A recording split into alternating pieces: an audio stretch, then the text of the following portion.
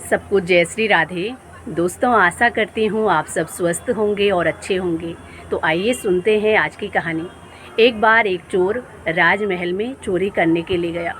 जैसे ही वो राजा के कक्ष के बाहर पहुँचता है तो वो देखता है कि राजा वहाँ बहुत परेशान थे। वो रानी से कह रहे थे कि हमारी राजकुमारी का विवाह कहीं भी नहीं हो पाया और इस बात का राजा को बड़ा दुख था।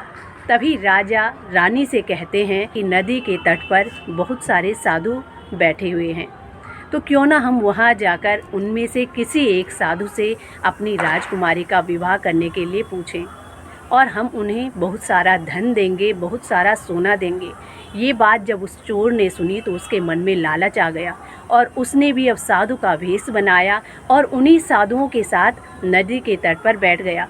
अगले ही दिन राजा ने मंत्री से कहा और मंत्री वहां जाकर साधुओं से एक एक करके विनती करके पूछने लगे कि राजा का आदेश है कि कोई उनकी लड़की के साथ विवाह करे। जो भी उनकी लड़की के साथ विवाह करेगा राजा उन्हें बहुत सारा सोना और धन देंगे।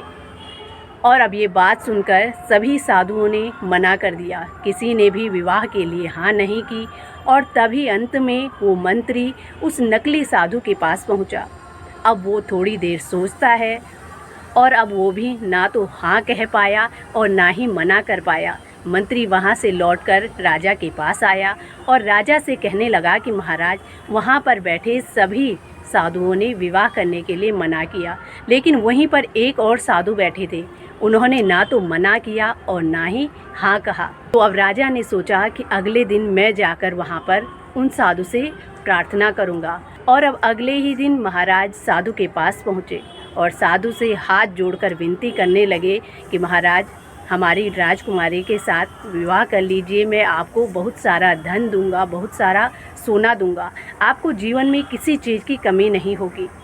और इतना सुनते ही उस नकली साधु के मन में अचानक कुछ विचार आए। वो सोचने लगा कि मैं जब नकली साधु का भेष धारण करके यहाँ बैठा तो एक राजा मेरे सामने हाथ जोड़कर खड़ा है। अगर मैं सच में साधुओं का संग करूं, साधुओं की शरणागति लूं, तो मुझे कोई भी चीज़ ऐसी नहीं है जो प्राप्त नहीं होगी। वो कुछ ही पल के लिए साधुओं के साथ बैठा और उसके विचार ही बदल गए।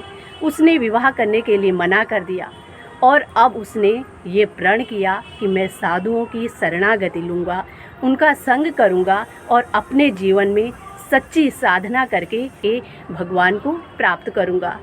जब कुछ ही पल के लिए वो चोर साधुओं के साथ बैठा और उसके विचार ही बदल गए, तो सोचिए, सच्ची शरणागति और सच्चे साधुओं के संग से और सच्चे सत्संग से क्या प्राप्त नहीं हो सकता है।